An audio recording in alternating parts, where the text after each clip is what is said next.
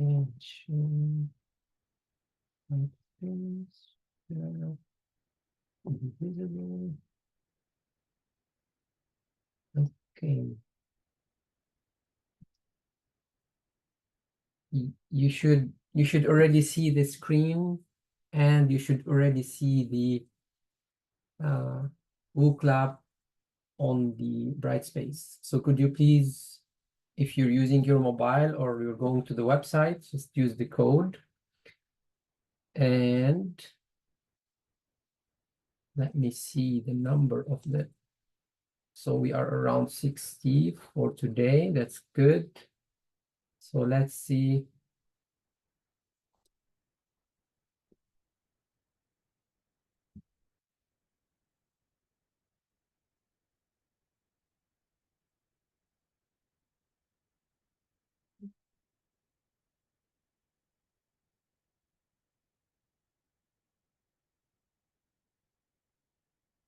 Okay. Let's start. So first question. Which of these following steps is essential for DNA extraction? Is it the centrifugation step? Is it the lysis step? Or it's the protein digestion step?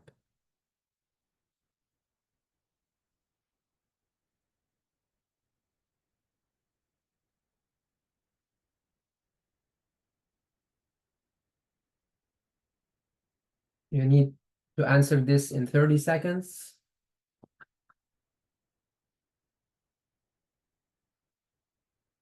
If you are not sure, make a guess.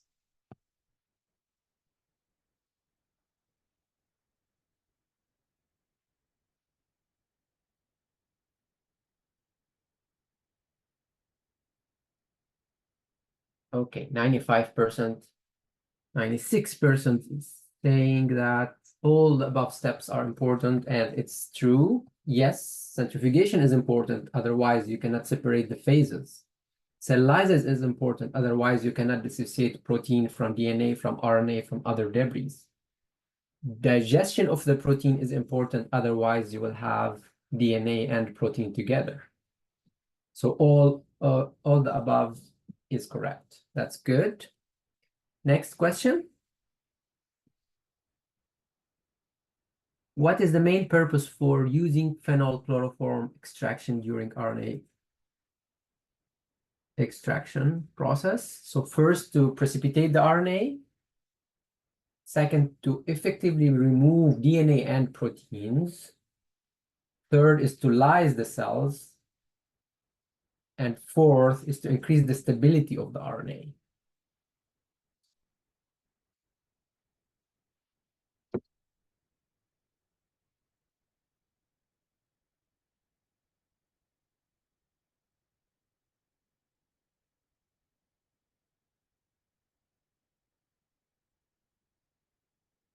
Just to let you know, these are just questions. These are not graded. So it's just for your own knowledge and to get more used to the questions in the midterm and such. So don't feel afraid to answer, because it's anonymous. I don't know you, and I don't know who answered which question, and there will be no grades on those. Perfect.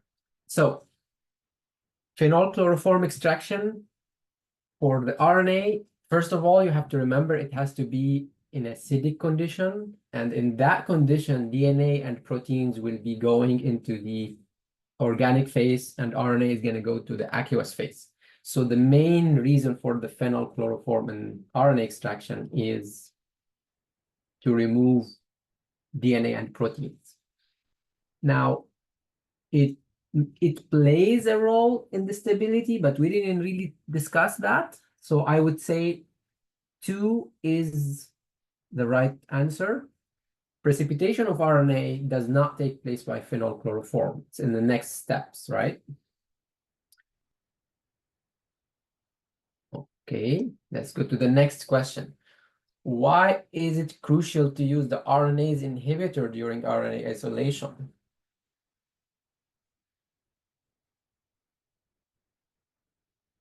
So is it to enhance the amount of the RNA you will obtain? So you increase the quantity, or it is to stabilize the structure of the RNA, or it's to promote the lysis of the cells. So you have to be careful every time when you get a question to read the question very carefully. So it says, why is it crucial to use RNase inhibitors? So RNase inhibitor, what is an RNase? RNase is an enzyme that can degrade RNA. Therefore, RNase inhibitors will block the RNases. And this means in order to have a good RNA isolation, you would need to prevent the degradation of the RNA. And most of you got that correct. So that's number 2. Okay, one last question for today. What is the primary role for the serum in the cell culture growth media? So you have growth media and you used in that some serum. Is it to be a buffering agent, meaning keep the pH stable? Is it to provide growth factors and nutrients to the cells? Is it to inhibit microbial growth in the cell culture media? Or is it to improve the attachment to the culture plate? 20 seconds more. Please try to make a guess.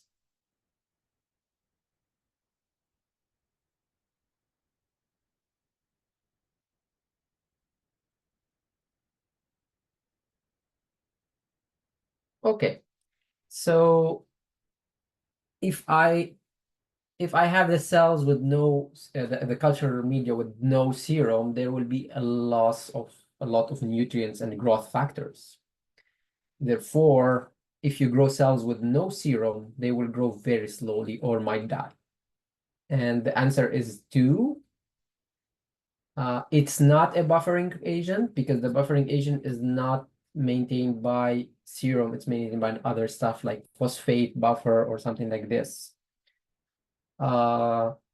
It's not to improve cell attachment to the cell culture plates, because in order to improve the cells to attach to the plate, we have to treat the plates with some sort of gelatin or laminin or some of these coating reagent. Serum is not a coating agent. And it's not used to inhibit the growth of bacteria and fungi because it's not an antibiotic. Okay? Sounds good. I'm glad you guys, the majority of you is answering the questions, which is the main reason of this class, that you really know what is going on if you step into a culture room or a lab to perform an experiment. Okay, so I'm stop sharing this guy and I will check what is the Isabel, you're asking if the assignment is due tomorrow at 11:59. Yes. Okay, so let's continue today with more applications of the DNA after the DNA extraction. Okay, so many of you are still asking questions about if the office hours are hybrid online or in person. You are welcome to come to the lab in person if you would like. That's the office number 4523 at RGN. So office hours, the Zoom link as well that we have here is the same Zoom link what we use for office hours all the time for the classes and for the office hours. So please let me know just to get you organized so that I give you a time frame so that I can answer your questions and probably you leave and another student would come throughout the office hour. So Do you have any questions so far from previous lectures that you would like me to address again? Do you have any difficulty in some of the lecture that you think I have to revisit again before I start? And if yes, either please like send me in the chat, or if you want, unmute yourself and tell me what would that be.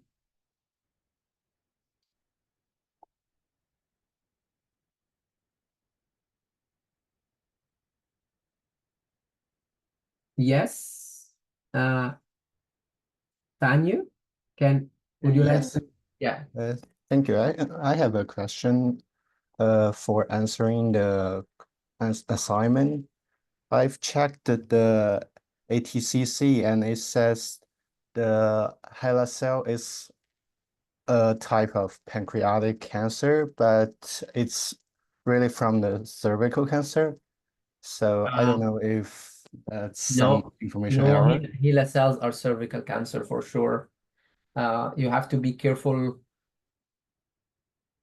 You have to be careful when you're reading the ATCC website. Probably they are referring to something else. You have to be careful in which context they said that, but it's known that HeLa cells are coming from cervix.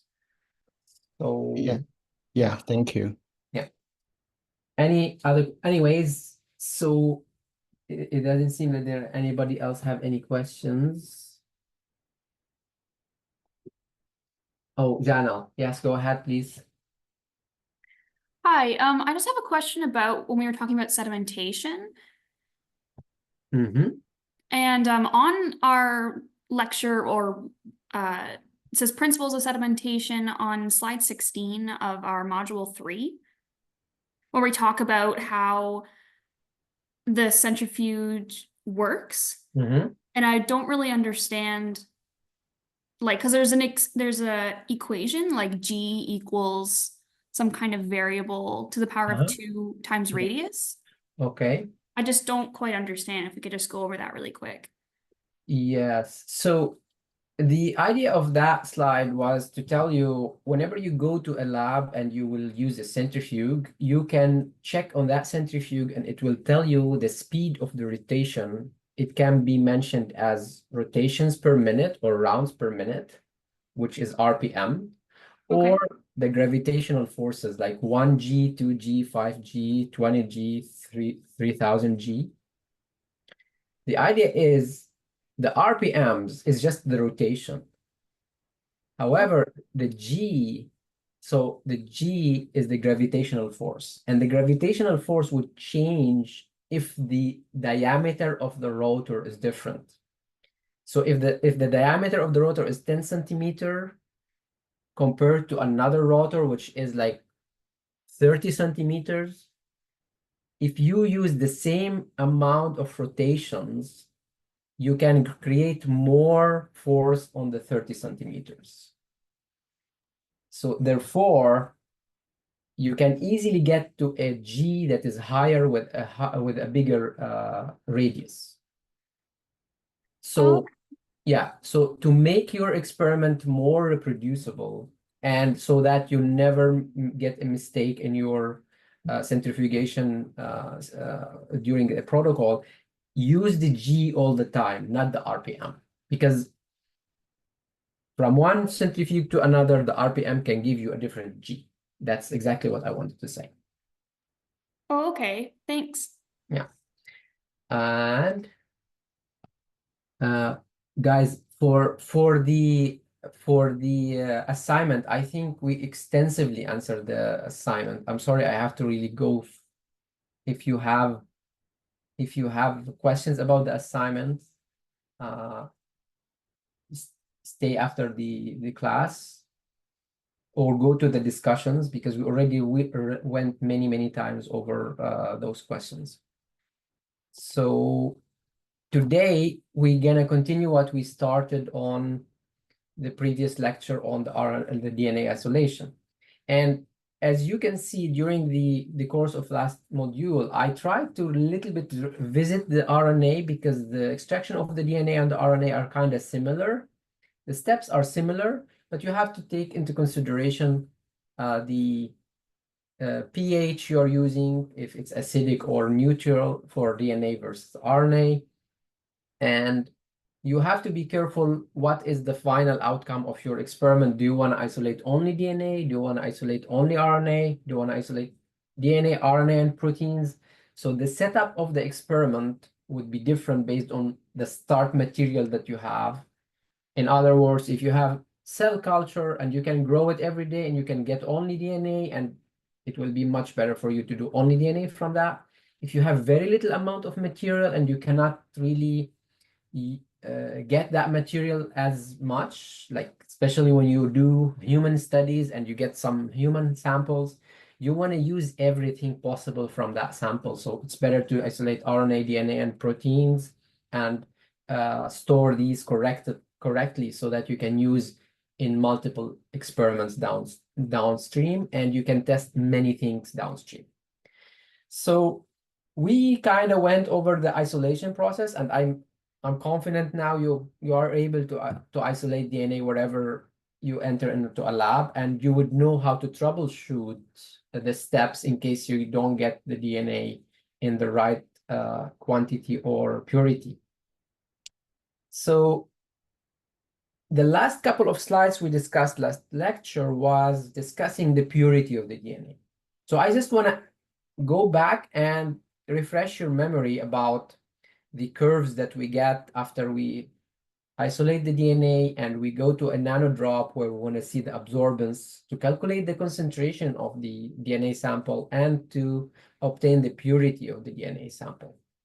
And in this curve here, again, you can see that if we load phenol only into the spectrophotometer, it will give us this sort of curve, which tells you that at 270, a little bit more than 260, I would say the peak is that 270, you can see a peak for the phenolic compounds. Now, because we are using phenol to extract DNA, the first thing comes to your mind when you have a shift from the 260 peak, which is here in the green, into the 270 peak. The first thing comes to your mind is while you are taking the phases during the centrifugation, most probably you carried out some of the phenolic compound, and that is showing up in your DNA. And whenever you carry the phenolic compound, it's not only going to show the phenolic compound in a low profile like here, is going to show you that the DNA concentration is a little bit exaggerated. Because if you get rid of the phenolic compound, the DNA concentration looks lower. Recall that the absorbance, which is on the y-axis, it already tells you that the green sample has less DNA than the blue sample, because you have around 5 absorbance for this green sample and 6 and something for the blue sample. Now, when you repurify the sample and you end up removing the phenolic compound, first what happened is that the shift in the peak, it goes back from 270 to 260. So the peak go back into the right place. And the amount of DNA looks less, because there is like a false positive for you here. The phenol is considered like a DNA. So when you get it back out from the sample, the actual sample concentration dropped. Okay, and if you see here, the original sample looked that you have 329 nanograms per microliter of DNA in the blue, but when you purified it correctly, it dropped from 329 to 255. Okay. And the other thing we discussed is the 230 value. And most of the time when you have contamination, you start from this higher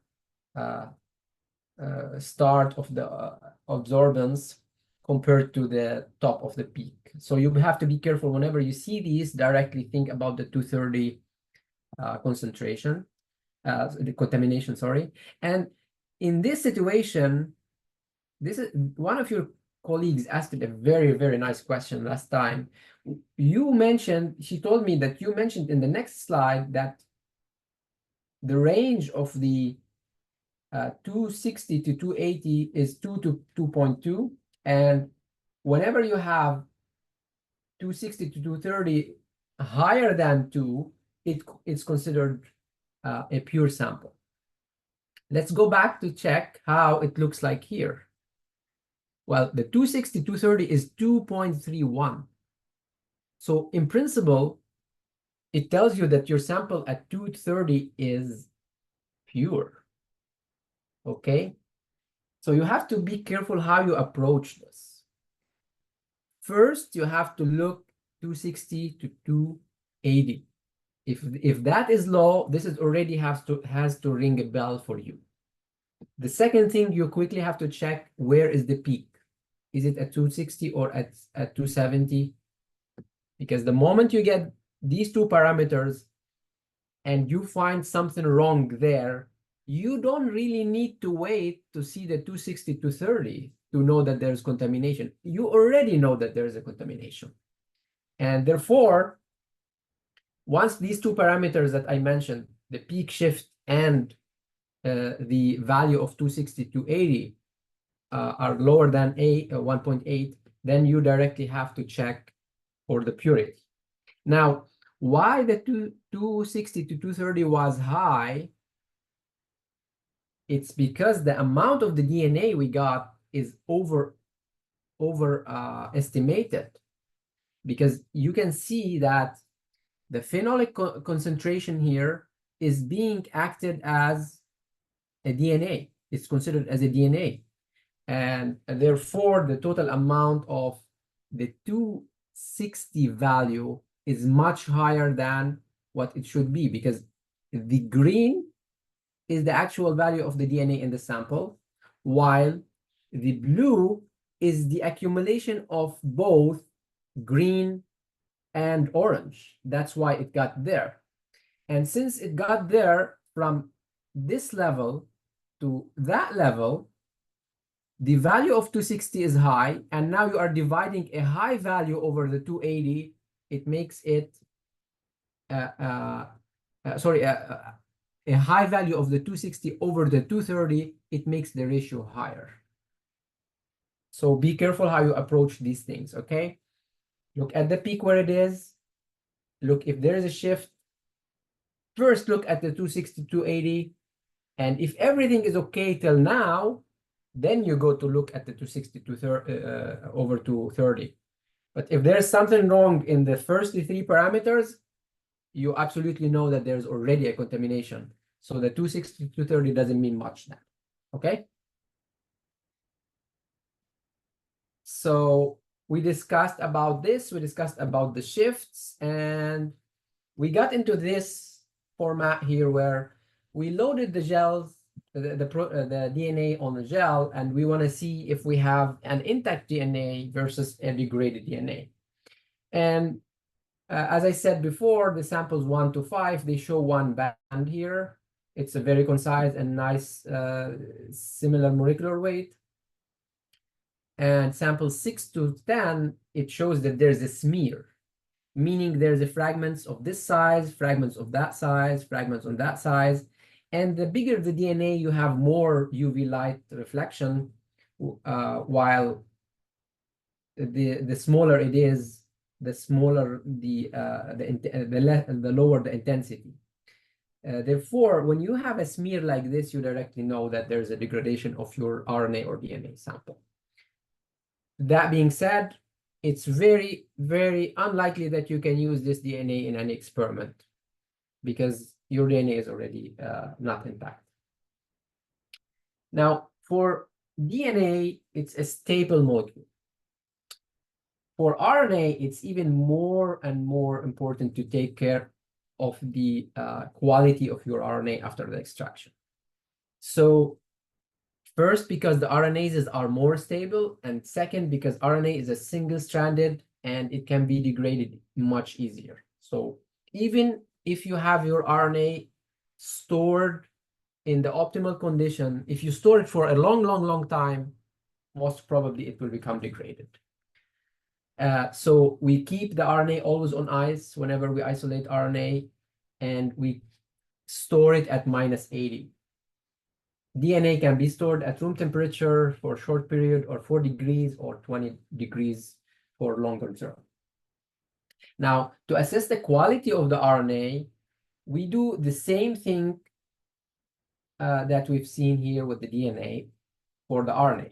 But the RNA samples, there's not a lot that you can see on the gel. So the most typical that people look at are the size of the 28 ribosomal RNA and the 18S, the 18 and 28S of the ribosomal RNA, because these are the most abundant and the,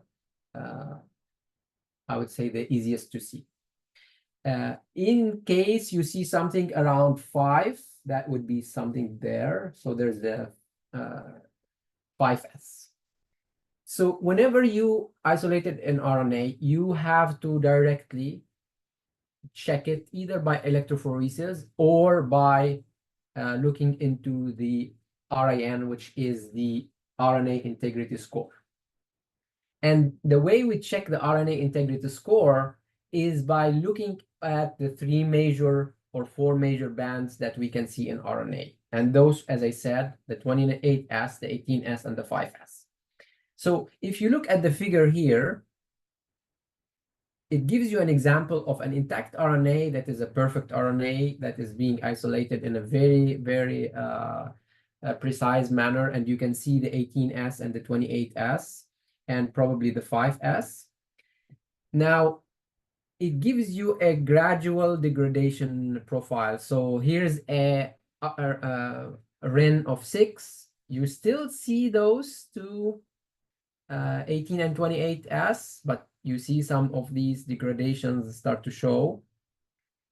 The more degradation that will happen, you will start losing the typical 18 and 28S. Like when you have a RIN of 3, the 2 peaks are not really visible. And most of the RNA start to show up because it's a smaller size degraded in the 5S and lower. And finally, if the RIN is very low, like 2, you will not detect any of these 2 bands. So it's very essential that if you are doing RNA analysis, that your RIN go from 8 to 10.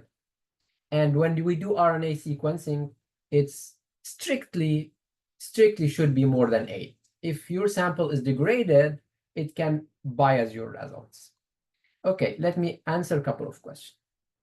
So does it mean that we cannot vortex single-strand RNA before transfection? If yes, how could we mix it?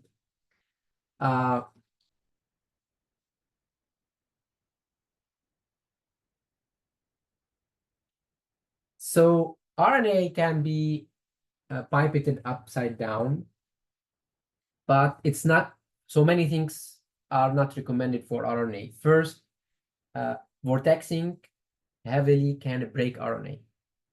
Second, if you are isolating RNA today, the best thing you can do is directly run it on the machine to check your RIN. Otherwise, if you freeze it overnight and tomorrow come and check it, probably you can have some degradation. So it's best that if you are using RNA samples and you want to use them on different timing, that you store them in different aliquots. You take you divided it into different tubes, and whenever you need a tube, you take it out and use all of it. Yes, mechanical vortexing is difficult and can degrade your RNA. So you have to be careful when you do that. Okay, then we discussed about the visualization, and I didn't really describe this very well because in the previous lecture, we didn't have time to go through that. So we discussed that to visualize DNA, we have to run a DNA on some sort of a gel. And in order to visualize under light, and as we know that UV light is reflected on the DNA samples, we can use some sort of material like ethidium bromide, which can intercalate the DNA. And once it's hit by a UV light, it will make a reflection, as you see this gentleman here. So this is a UV lamp, and the DNA has been embedded on, ran on a gel, and the bands will light up the light is reflected because of the ethidium bromide. Now, ethidium bromide is a carcinogenic compound. You have to be super careful when you use it, particularly when you have it as a powder and you are making it as a liquid solution, because you can sniff it and it's really, really not good for your lungs. Now, nowadays, there are other types of DNA markers that you can use that can intercalate the DNA, but it's not really carcinogenic. It's important for you to keep in mind that ethidium bromide is positively charged. In other words, although the DNA is negatively charged, and ethidium bromide is again intercalate into the DNA, when you start running your DNA on a gel, as I will explain in the next slide, ethidium bromide can run on the opposite direction. So if you run this for a very, very long time, you might end up losing the visualization of the bands, because all the ethidium bromide will go back toward the negative anode. So what is electrophoresis? So simply put, electrophoresis is a method that we use in order to separate charged molecules. And electrophoresis is applied on many terms. You can say it's a southern blotting, it's a northern blotting, it's a simply gel running. It could be electrophoresis for proteins or a western blotting. The concept is the same. You have some sort of a macromolecule or a mixture of macromolecules that should be charged, and you simply load them in a gel and challenge them to run away from one anode to another, like from the anode to cathode. This most of the time running away from negative to positive. So this is the most known and cheapest known method to analyze RNA and DNA in the lab. You can do this within a couple of hours. Now, the concept, as I said, since DNA and RNA are negatively charged molecules, then if you load a mixture of DNA on a gel, it will run based on the electric field that you are applying, so the netted charge of each molecule. And the size of that molecule, the bigger the size, it will have more negative charges, and then it will run away from the negative to positive faster, slower, sorry. If it's a smaller molecular weight, it will have the capacity to run faster, so it will be closer to the positive charge. It also depends on the shape, and maybe I will not go to this because, for example, if your DNA is super coiled, it can run a little bit faster than linearized DNA. And it depends on the electric field you are using and the temperature of the buffer where the DNA is running. Now, in order to perform a gel electrophoresis, and the title of the slide says agarose gel electrophoresis, because I want you to remember that 90% of the applications of the DNA are run on agarose. But there are more than one type of gel that we can use to generate these gels. The agarose is known to have a larger pore, and therefore it's more useful for DNA and RNA. Then there's another type, which is the acrylamide, the polyacrylamide. These has smaller pores, and then it's better for proteins and smaller size of like DNA molecules. So it depends what you are doing exactly. Sometimes you will use acrylamide for DNA for some particular experiments, but 90% of the time, if you go to a lab at your level, you will start using the agarose gel. And as I said, the fragments will be separated according to their molecular weight. So the smaller ones will move faster and the larger ones will move slower, and that's how they separate. Question. Okay. So no question. It was just a comment. Okay, great. So in principle, you apply your DNA on the top, you give them a field where they are negatively charged, they don't like negative charge, they have to be repelled, so they run away toward the positive charge. The bigger one will stay on the top, the smaller one will run faster and reach the positive cathode much faster. Okay, now this slide is giving you everything you need in order to perform an agarose gel. So the agarose, it's something that we find in nature. It's a natural polysaccharide. It's this format of a compound. When we make it in a solution, we have to add a buffer. And it's super easy. You will take like 1 gram or 0.7 gram in 100 ml. So I have two scenarios for you here. You have in this beaker, you added the buffer, which is the most suitable buffer for the agarose preparation. You will add either 0.7 gram in 100 ml, put this in the microwave for the 30 seconds or 50 seconds, 1 minute, whatever. Then it will become a solution that you can pour into a plate like or a tray where you can load your DNA. Now, the more the concentration of the agarose, the more difficult for the DNA to pass through. So if you have these two scenarios, it tells you already that higher molecular weight can be much better separated on this type of solution of agarose. Like, let's take the two scenarios after you watch the videos. I am not going to take time to watch the videos with you, and I'm going to let you in the next lecture come back to me if you have any questions. In the first video, they are showing you exactly how you prepare an agarose gel. In the second video, they are showing the whole process of electrophoresis, meaning you will take your DNA, you will add whatever you need to make it visible, which is a loading dye, and you load it to a gel and you visualize it. So please go and watch these videos when you have time. So in principle, I prepared the agarose gel. I put it on a tray, and the video is going to show you how you make these wells with a comb. And then you load each DNA sample. Let's say you have 5 different cell lines. You take DNA from 5 different cells, and you want to check if they are degraded or not, or if you digest them with an enzyme, or if you're looking for a specific DNA fragment. You load a marker like this. We know how much the molecular weight of this, how many base pairs. Like this is 1,000 base pair, this is 900, 800, 600. And then you load your samples on the wells. Of course, you will load them all together up there. And when you apply the voltage, the DNA is going to run. We will know the molecular weight. We already know that this band is almost like, if this is like 600 base pair, we already know that this is lower than 600 base pair, and this is a little bit higher.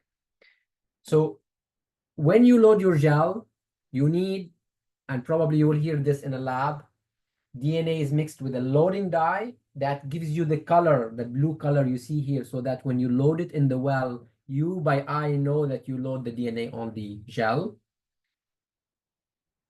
And you would need the molecular weight marker or the ladder, so we know the size of the DNA on the gel. And then after running, we need to do the UV light so that we visualize the DNA like this, because this image, what you see is the ethidium bromide, is not the loading dye. It's the ethidium bromide that gives you this image under UV light. Okay?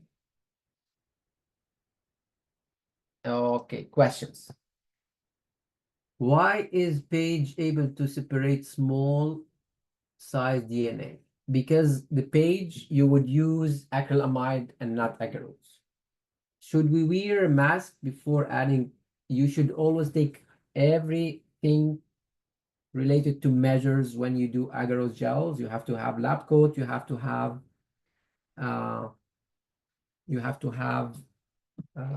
mask. I don't think you need, because we normally use it in liquid, but the first time you prepare from the powder to liquid, you have to be under the hood and you have to be protected by a mask. Did you say higher molecular weight is better in low concentration or in high concentration? That's a very good question. So if you are running molecules that are high molecular weight, if you have this type, maybe when I'm explaining it, I said it quickly wrong, but I will describe the concept again. So low concentration agarose, if you put something that is 150, 100 and 150 base pairs, they are close, right? They are close inside. So compare this to 3,000 or 4,000 base pairs. Which one is higher? To start with, if 4,000 base pair is like 40 times bigger than 100 base pair. So to separate the high molecular weight, you need to use the low concentrations. And to separate the smaller base pair sizes, you need to use the high concentrations. Okay, so why do we need to, what do we need to take care of when we perform electrophoresis, and what are the means that we can use to get our life easy in order to study a DNA, and what are the availability of these enzymes? So whenever we got a sample from cells, most probably these DNA that is isolated from cells would contain very high molecular weight of DNAs and RNAs. RNAs are much smaller because they are transcribed from genes, so the range is still easier. But if we are looking at the DNA, just as an example, chromosome 1 has 240 million base pairs. 240 million base pairs. Okay, now if I go back maybe one step, on a gel of 0.5, maybe the lowest you can go, the highest molecular weight you can load is like 30 to 40,000 base pairs. Okay, so if in one chromosome you have 240 million base pairs, it will be impossible for you to study the DNA. Like if you compare chromosome 1 to chromosome 22, this is 240 and the other one is 40 million base pairs. And this is still already very, very high. So therefore, we have to find a different way in order to characterize our DNA, and that's why we use the restriction enzymes. The restriction enzymes will give us the tools in order to fragment the DNA into smaller pieces. They have the characteristic to be endonucleases, so they cut within the molecule. When you say endonuclease, this means it cuts within the molecule. And they have a specific sequence that they cut at. This is called the restriction site. So molecular aspects of these restriction enzymes makes them as like molecular scissors. So we can use them. They are so powerful. They can go recognize a very specific DNA sequence and cut it at a double-stranded site.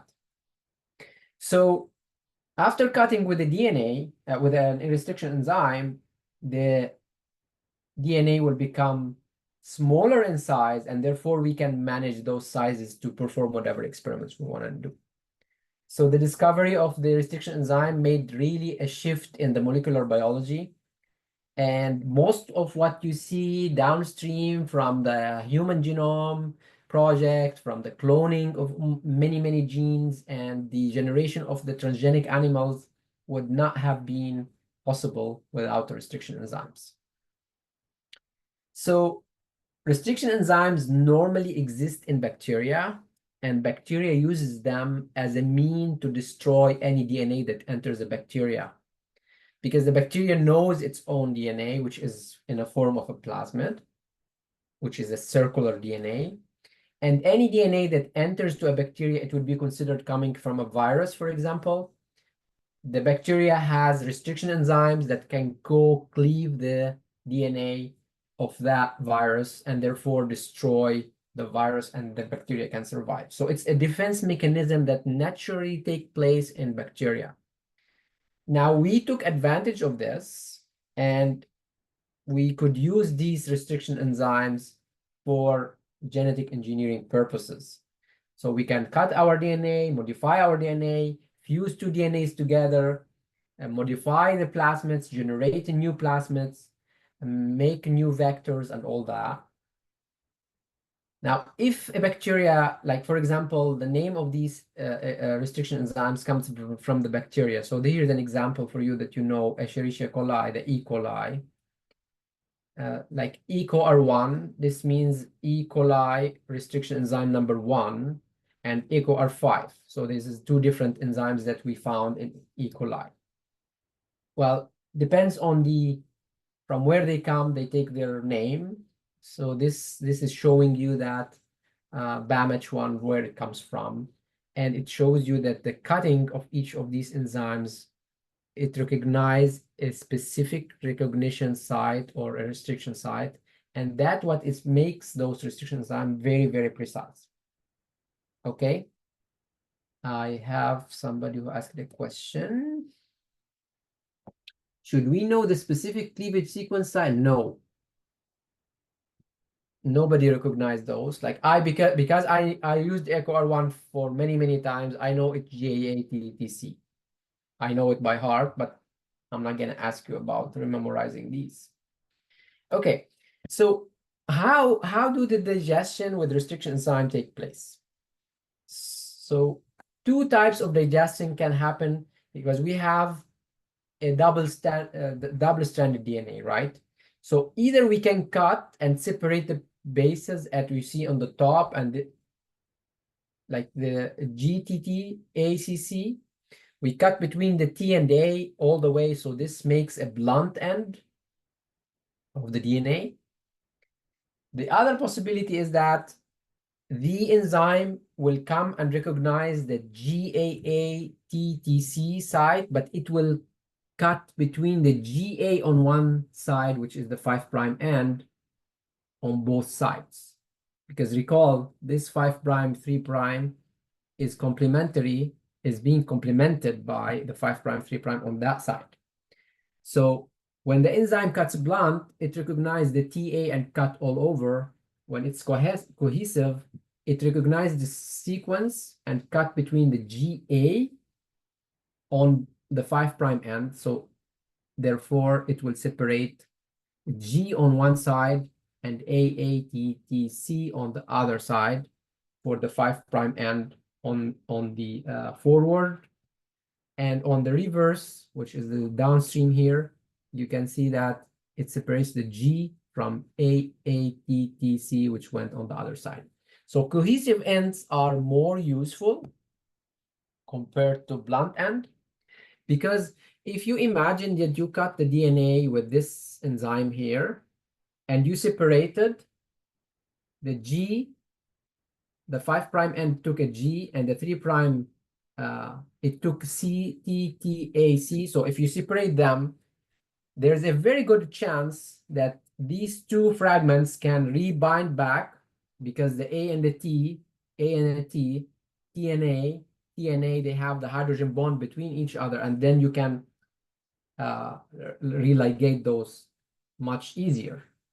Therefore, cohesive end restriction enzymes are more useful for cloning compared to blunt end, because now if you come to ligate this guy here with the blunt end, it will be more difficult because there's no hydrogen bonds that is binding one molecule to another. This molecule here of DNA, this fragment, is totally separated from that one. While with the cohesive end, easily this can make a hydrogen bond and you can ligate it back much easier. Any questions? Okay. So what are the applications for now? As you can see, we know how to culture cells. We know how to take the cells and isolate the DNA. We know how to check if our DNA is degraded or intact. we know how to run a digestion on the DNA. The applications of the restriction enzymes, I will describe this lecture and the next lecture because it's really, really important for you. You will understand the most of the core things that we do in genome editing, in cloning, in overexpression experiments, in down regulations with these types of restriction enzyme applications. So restriction enzymes can be used for digestion and separation of the genomic DNA, as I said, because it will make it easier for us to manipulate. It can be used to check gene alleles where you have a mutation. And it can be used, as I described here. Imagine this is one molecule, and this is another molecule, and you want to put them together. All you need is to find the restriction size enzyme that cuts both molecules, and then you can religate them easily. So you can clone things into a plasmid, or you can clone a gene into a plasmid. This is a typical, this is a sequence that I made for you to show you how restriction enzyme profile could look like. So this is just a piece of DNA of around 1,200 base pairs. And the most important for you whenever you have a DNA in your hand is to know its restriction enzyme map, restriction site locations, or a map. So if I ask a program to say, what are the restriction sites of EcoR1 in this DNA, it directly scans. Now there is a lot of programs, and it tells you at this site, there is a 3 EcoR1 restriction enzyme sites in this DNA. Therefore, if I want to clone this, like I'll give you a very simple example. If I want to clone all the gene into another DNA piece, so I want to ligate from one all the way till the end into another piece of DNA. There's no way you can use EcoR1 in any of the steps, because if you digest your sample with EcoR1, what will you end up? You will end up with one fragment that is this size, 28 base pairs, another fragment between the first two sites, which is like 500 base pairs. So in principle, your DNA is going to be cut into 1, 2, 3, and 4 smaller fragments. So knowing your restriction enzyme profile in the gene of interest is very important. I mean, it's the most crucial point, I would say. Now, it's not that complicated to perform a DNA digestion. We have restriction enzymes that are we can buy from companies. They are purified. They are stored with glycerol. They are ready to use. They come with a buffer. All you need to know to make the buffer 1x, and you add according to the protocol. So in this particular example, they are telling us the reaction volume is 20 microliters total. 2 microliters of that would be a buffer. And if you look 10x times 2, it makes 20. So the buffer becomes 1x at the 20 microliter volume. And then you add 1 microgram of the DNA, whatever that DNA is. You add 1 unit of the enzyme that you bought from the company with the buffer. And the final volume, if we calculate the volumes like 1 microliter, 1 microliter, 2 microliters, so this is already 4, and 16 microliter of water will make the volume 20. You mix this well, tap it a little bit, incubate it for at 37 degrees for 1 hour. Be careful that some restriction enzymes work at room temperature. They don't need 37. And after that, you can run on the gel to see the profile. So within 2 hours, you can do a DNA digestion and electrophoresis. So it's not really a complicated thing. Imagine this is the plasmid you are digesting. Again, depending on the concentration of the agarose, DNA fragments from 100 base pairs to 30 base pairs can be resolved, and you will get the profile. Imagine this is one condition and this is another condition. When you digest the plasmid, you had many sites to cut, so you got many fragments. in the second sample, you had only 2 fragments, 1 fragment. This means you didn't cut in the plasmid. Okay. Is there any way to get rid of the remaining uncut bands? I have tried higher enzyme concentration and on cutting, there was always a light band. I didn't get the question exactly. So the uncut bands means 2 things. Either your enzyme is not working well, or you don't have the restriction site in your DNA. So either this reaction is not favorable, there's something that is blocking it, maybe your DNA quality as a purity wise, or the restriction enzyme you're using, normally, maybe you think there is a restriction enzyme site, but it's not there. So you have to sequence your DNA to know if you have the sequence, the restriction site there or not. As you can see, in plasmids, and I will introduce you with some of the notions of the plasmids and the vectors. The first thing you can notice from this circular DNA that there's a lot of these restriction sites. Because as I said, it's the most important thing to know is the sequence, and from the sequence, the restriction sites within DNA that you're using. Now, this DNA is pcDNA3. This is one of the most famous plasmids, which is a circular DNA or a vector or a plasmid. It's called pcDNA3, and it has GFP, which is a green fluorescent protein that's there. This we use a lot in experiments where we overexpress certain genes in mammalian cells. So just for those who never worked with plasmids or heard about it, it's a circular DNA piece that naturally found in bacteria. But then for our experimental setup, we modified those plasmids to make them different sequences. So for example, we added a GFP so we can see if a cell takes the plasmid, it becomes green under the fluorescent light.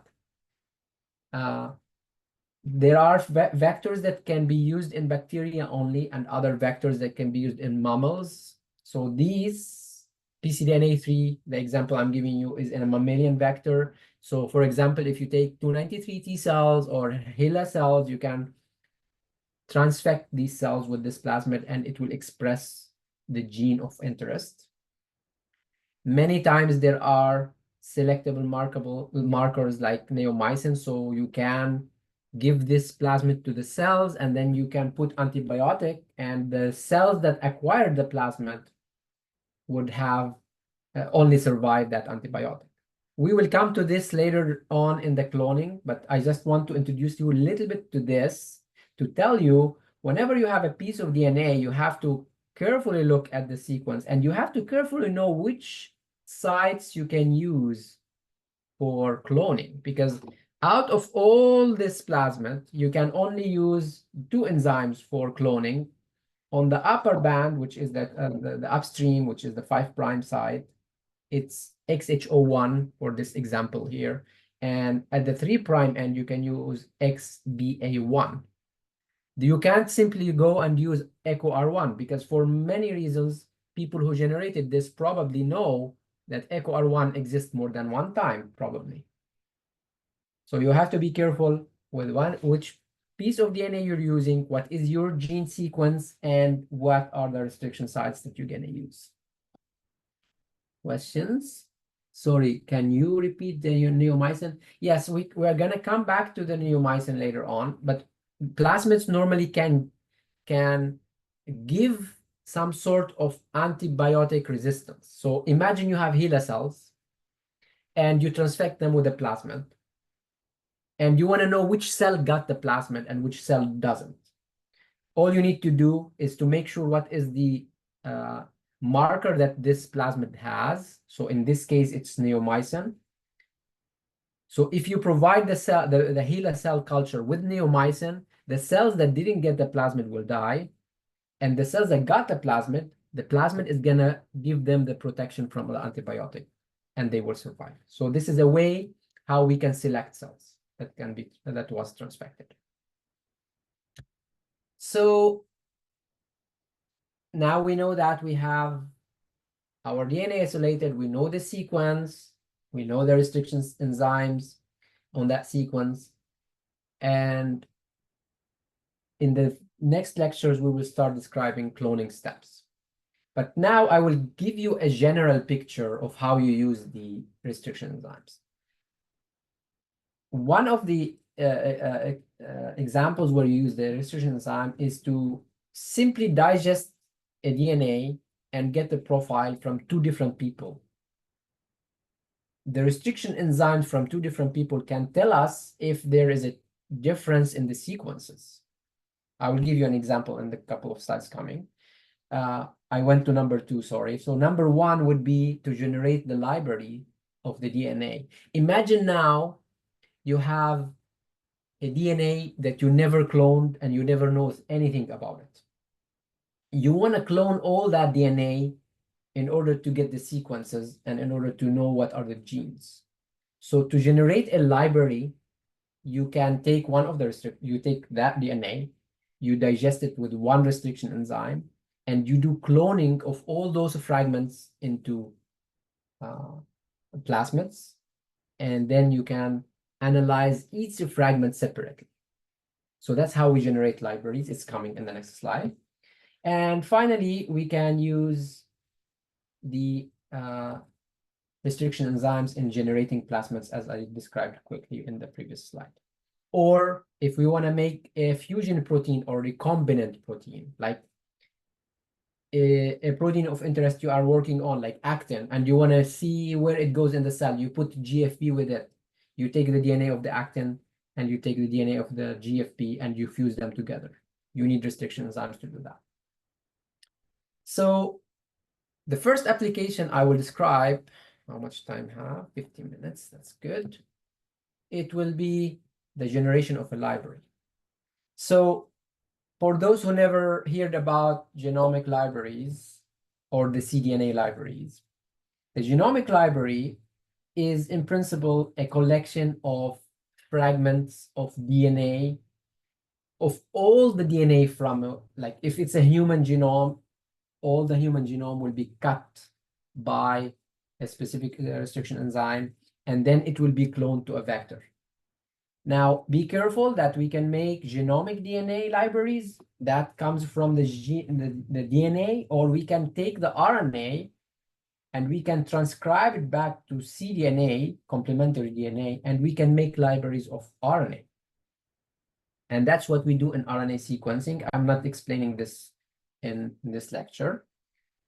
Like, if we take a human genome as an example, you have 32 billion base pairs, or 3,200,000 kilobases. So if we take that and we cut with a restriction enzyme, you will cut many, many, many fragments. So those large fragments will become smaller in size. Instead of being like 240 million in the chromosome 1, now you have it in much smaller fragments, and now you can put them into plasmids. And subsequently, you can study each fragment separately. That's what happened when we had the genome project of the human. It took years to do that. So this is giving you an example. If you take a human genome, which is more than 3 billion base pairs or 3 million kilobase pairs, if you cut the fragments into 17 kilobases, you get more than 535 fragments. So if the restriction enzyme you're using is going to give you 17 kilobase average fragments, that's how much fragments you get. If you increase the size of the fragments, that would be probably better, around 35, and you get around 258,000 DNA fragment from the whole human genome. And then you have to clone those into different plasmids. So each plasmid contains one fragment. And that's what is a library. it's a very crazy thing if you think about it. So you take the human DNA, you digest it with one enzyme, probably ECOR1 or BAMH1, and then you get this much fragment based on which enzyme you're using, or this time fragment on which enzyme you're using, and then you cloned each of these small fragments, which will be this number, into a plasmid that look like that. And each of those plasmids is contained in one bacteria, and then we can study it. So, as I said, the usage of the sticky end or cohesive ends in the restriction enzyme is very, very powerful, because when you cut the DNA, human DNA, with a cohesive enzyme like EcoR1, it will be easier for you now to take those DNA and ligate them. And the way you should do it, let me go back a little bit to that example again. If you look here, you can see that EcoR1 is at 704, so the location on the plasmid. So if we take this plasmid and we cut it with EcoR1, okay, then you will get one side of the plasmid with this. So this is the backbone of a vector that you get this side, and it's ready to get another band from your genome that is digested. So it will make it very easy for you to get this fragment ligated, and you generate a circular plasmid that you can study. So this is another very, very important aspect of the cohesive ends, and that's how they were used in generating the human sequence. Now, it's possible that if you, for example, this is a vector and you cut it with this enzyme, it's possible that it religate on itself. That's what we call re-annealing of the DNA. Recall that the re-annealing of the DNA depends on the temperature and other factors. And it's transient unless, so the process of having a vector or a plasmid digested with an enzyme and another piece of DNA that comes probably from a genome or a bacteria or whatever, it cut with the same enzyme, the cohesive ends allow an efficient binding of these two together, but you still have to use an enzyme called DNA ligase so that they become irreversibly bound to each other. Otherwise, if you don't do a ligation process, then if you anneal or you change the temperature or you freeze or whatever, those can break. So you need to do the ligation process. Okay, so the human genome and how we do the libraries. So the genomic DNA libraries. So this is again explained in easier terms for you here. First, we fragment the DNA with one restriction enzyme. So that's how the DNA looks like. And then we generated those fragments. And then, of course, we have to use an enzyme that people have studied many times, and we know how many cuts we get. The same enzyme we're going to use in order to linearize the plasmids or the vectors, so they become ready to receive those cleaved DNA. And then each of those is going to be cloned to a plasmid. So this piece goes there, this piece go there, this piece go there, and 258,000 pieces each one go to a plasmid.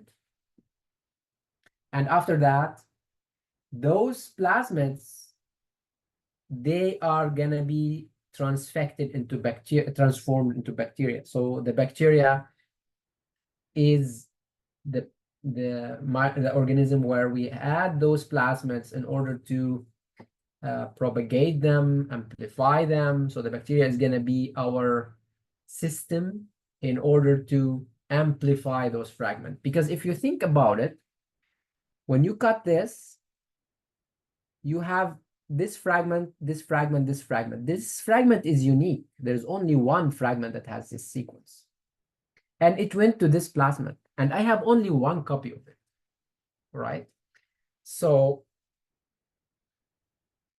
then I want this to be amplified uniquely in one bacteria. So this go to that bacteria, and this bacteria is called a clone. A clone means it has a unique plasmid with a unique DNA sequence. So the total number of the bacteria with the new unique plasmids, this is the library. This is the genomic library. Okay? And once we can take this bacteria and grow it, we can isolate the DNA and we can know this fragment, what it does. We can sequence it, we can overexpress it, we can modify it, we can do whatever. And then for you here, there are two videos, please check. One video, sorry, how to do the bacterial transformation, how you add a plasmid into a bacteria. It's a very, very simple thing. Okay. Like those steps I described for you, this was a practical example how you make a library. But in order to study a library, it should be also important for us to manipulate DNA after having it on a gel. Like I described for you how to prepare a gel, how to isolate the DNA, and how to cut a DNA with a restriction enzyme, and how you run this on electrophoresis so you get separation between bands. So the sample number 2 obviously is different from sample number 3, because when you digest it with one enzyme, you have a different pattern of the sequences. Like this fragment is bigger than that. You have one fragment that is common. You have one fragment that is not there. So it's telling you, in other words, the restriction profile of this sample is totally different from the restriction profile of that sample. But now your DNA is in a gel, and the gel is so difficult to manipulate. Yes, you can isolate the DNA back, so you can cut the gel and take out a band. But eventually, if you want to know if there is a specific sequence that is found on one of these bands, the technique we use is called Southern blot. All you need to do is after the gel is run, you simply transfer your DNA into a nitrocellulose membrane. And this is a technique where the DNA is migrated out from the gel up to a nitrocellulose membrane. And this will make it easier for you to apply a probe. And I will say what is a probe. So let's say we did the electrophoresis, and now we will perform a Southern blot. The Southern blot starts by transferring the DNA into the nitrocellulose membrane. Now your DNA is on the membrane, which is like a piece of paper, a nitrocellulose. The process of transferring of the DNA, what is important to do is to have an alkali solution so that the DNA becomes single-stranded. When the DNA is single-stranded, if you use a particular probe, I give you an example here. This is a sequence, specific sequence. Let's say this is the gene of interest I'm looking to study. Then I will label this with a radioactive material or whatever material that we can use right now, like fluorescent. And when I transfer the DNA single-stranded there, if I add this probe into all this nitrocellulose membrane, it will stick only to the band where the gene complementary to the sequence. So maybe it will be that band that will be specific to this probe, and that probe will bind and only light up there. And then I would know if this gene is there or not. Now, the name Southern comes from the name of the scientist who found that. A similar technique can be done by doing RNA, taking RNA, running on a gel, transfer it to a nitrocellulose membrane, and this is called northern blotting. And then you will see that later we will have western blotting for proteins. Okay, now I have only 3 minutes for this very, very important slide. So imagine you have a disease that you know those people who acquire that disease they have a mutation in one of their genes. And it will be very lucky that that mutation can either create or destroy a restriction site. Here, I'm giving you a scenario where in normal people, this is not for a particular disease, it's just for this demonstration. There should be in this sequence a GAA-TTC, which is the ECOR1. It could be that in diseased people, there is a mutation where you replace the T with an A. Therefore, if you take a DNA from those patients compared to this normal person and you digest with ECOR1, ECOR1 is going to digest normal people DNA, but not the diseased DNA. So the restriction enzymes in this condition, they are very, very helpful to directly notice from the digestion profile if the mutation took place or not. So if you take the DNA, you incubate with the restriction enzyme, and then you run it on a gel, then you could directly check that you have a different profile between the normal and the diseased personnel. And if you look for these bands particular for that gene, in normal people, you can see that it cut, so it generates 2 fragments. And in diseased people, it didn't cut because when the mutation took place, it destroyed the site. So there will be no digestion. So this is a very powerful tool to check those. Now, in the next lecture, I will describe more about restriction fragment length polymorphism, or what we call RFLP. So that's I described on the slide without saying the title. But nowadays, you can use this to detect in forensic studies. So how they go to a scene and they would recover, let's say, a piece of hair or a piece of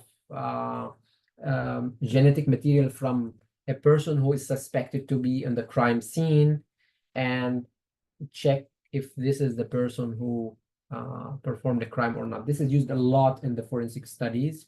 Based on the RFLP profile, you can say that this is the person or not.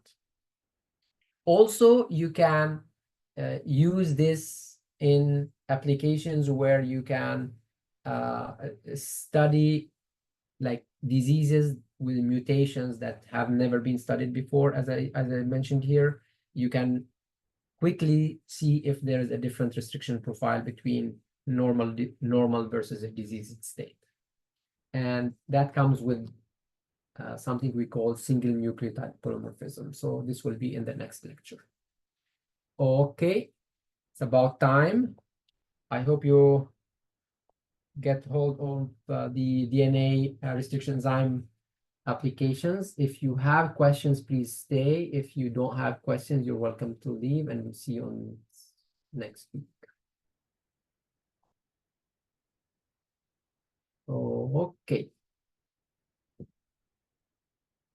I just wanted to follow up on the respondent. Yeah, respondents lockdown. I got a lot of questions about this. Yes, according to what I've seen from last year, we would need to have the respondents lockdown and the monitor.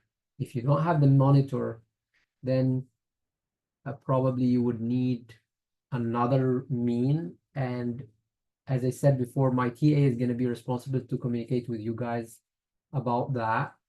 Now, for those who don't want to get a respondents lockdown and the monitor on their computer, which you have the right to, then you will come in person. This would be the alternative. So I will email you probably tomorrow morning. And if anyone has problems with that, we will have to arrange how to have the exam somewhere. Okay, thanks, Hadassah. And thanks everybody for being here. Any questions? Yeah, I have a question, Professor. Yeah, go ahead, Joe. So for one of my questions on the assignment, I was like 5 words over, I know that you said last class that the word count, like if you were a couple words over, that's fine. Is 5 words okay to be over? No, or do don't you- worry about that. Yeah, don't worry about No. that. I'm not gonna be super strict about the few words. All right. Yeah. All right, thank you. You're welcome. So for those who had questions about the assignment, are you guys still here?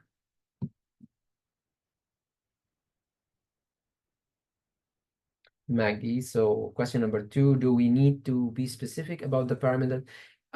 So in the lecture, I mentioned like about 5 or 6 reasons why the culture could go bad. If you mentioned 4 of them, it would be more than enough. I let it open for you guys so that you can elaborate as much as you want. You can mention at least 4, and then you can get the point. Okay, HeLa cells specifically, or oh, wait, I missed this part.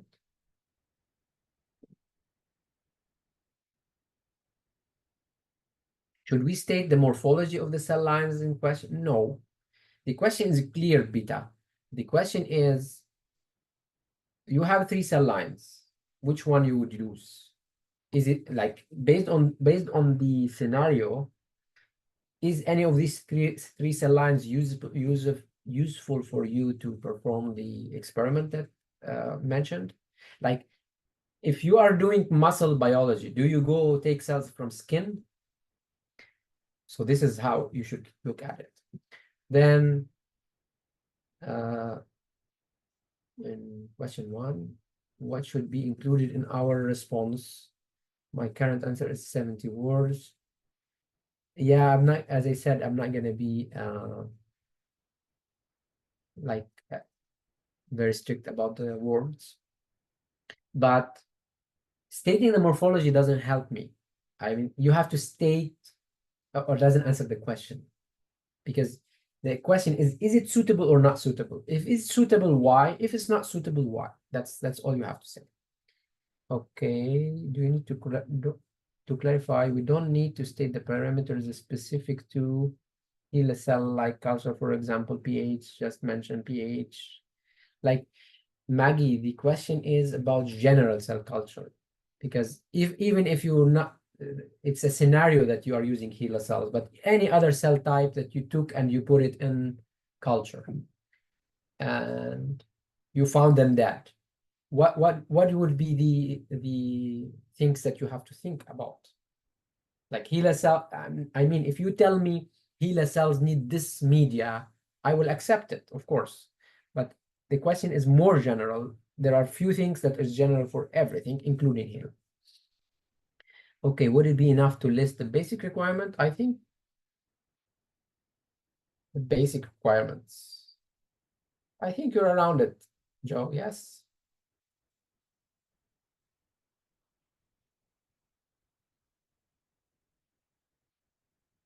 Okay. Any more questions? Like, not to go to extreme detail, and yes, I agree, Joe. We don't need to go to extreme details. We don't need to do that.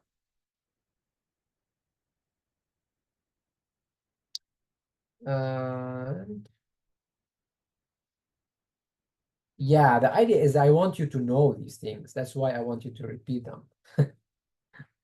Not in extreme details, but at least five things should ring a bell for you if you have cells in culture that died. 5 things like this. If you look at that lecture, I mentioned them many times.